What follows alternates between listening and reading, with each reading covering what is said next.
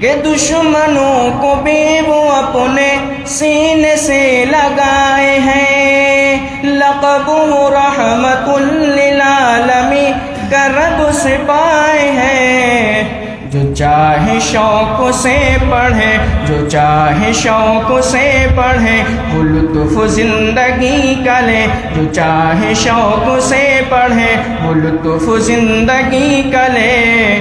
کھلی ہوئی کتاب ہے، حضور لاجواب ہے، حضور لاجواب ہے، حضور لاجواب ہے، حضور لاجواب ہے، حضور لاجواب ہے۔ ماشاءاللہ، بہت ہی شاندار، دلکش اور دلنشیں آواز میں نعت نبی گنگنا رہے تھے جناب حسیب صاحب۔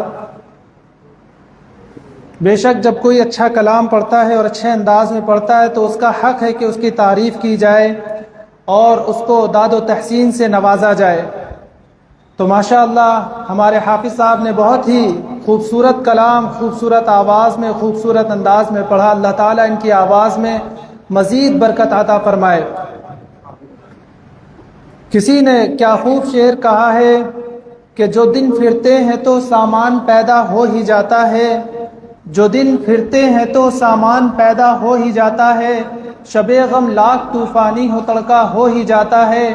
رہا جو شہ کی نظروں میں ترقی اس کو لازم ہے، رہا جو شہ کی نظروں میں ترقی اس کو لازم ہے، ملا دریا سے جو قطرہ وہ دریا ہو ہی جاتا ہے۔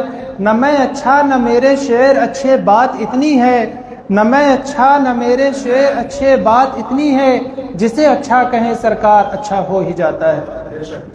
بے شک ہماری اور آپ کی بات میں کوئی دم نہیں ہے۔ جب ہم اپنی بات کی نسبت، اپنے کلام کی نسبت، اپنی سوچ کی نسبت آقا صلی اللہ علیہ وسلم سے جوڑ دیتے ہیں تو ہماری بات بھی اعلیٰ ہو جاتی ہے، ہماری ذات بھی اعلیٰ ہو جاتی ہے، ہماری سوچ اور فکر بھی اعلیٰ ہو جاتی ہے۔ کیوں اعلیٰ اور عرفہ نہ ہو؟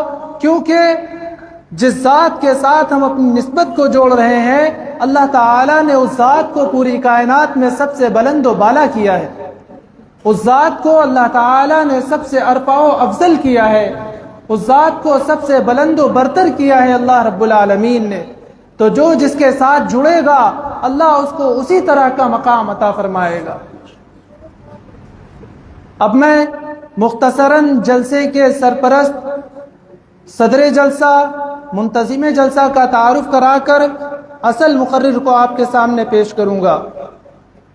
تو آج کے ہمارے جلسے کے صدر ہیں حضرت قاری ڈاکٹر حبیب الاسلام صاحب، امام عیدگاہ فتح پور۔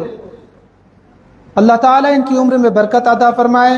اور سرپرست جلسہ ہیں اس مسجد کے امام جناب حاجی حافظ ظفر الاسلام صاحب، اور منتظم جلسہ ہیں جناب سلیم اختر قدسی صاحب۔ اللہ تعالیٰ ان تمام کی عمروں میں برکت عطا فرمائے، ان کی اس نیک کاوش کو قبول فرمائے۔ اب ہمارے سامنے اصل خطیب، مقرر، واعظ، ناصح جو موجود ہیں، تشریف لائے ہیں ایک لمبا سفر کر کے، وہ ہیں جناب حضرت مولانا خلیل احمد صاحب مظاہری، کانپور سے تشریف لائے ہیں۔ حضرت بہت جید عالم دین ہیں، آپ ان کی بات کو غور سے سماعت فرمائیں۔ انشاءاللہ ربیع الاول کے متعلق جو فضیلتیں ہیں، جو خرافات ہیں، جو رسم و روایات ہیں، ان پر آپ کو بہت ہی اچھی نالج ملے گی۔ اللہ تعالی حضرت کے علم میں اضافہ فرمائے اور ہم سامعین کو سیکھنے اور سمجھنے کی توفیق عطا فرمائے۔ میں حضرت سے گزارش کروں گا کہ تشریف لائیں اور اپنے کلام سے نوازیں۔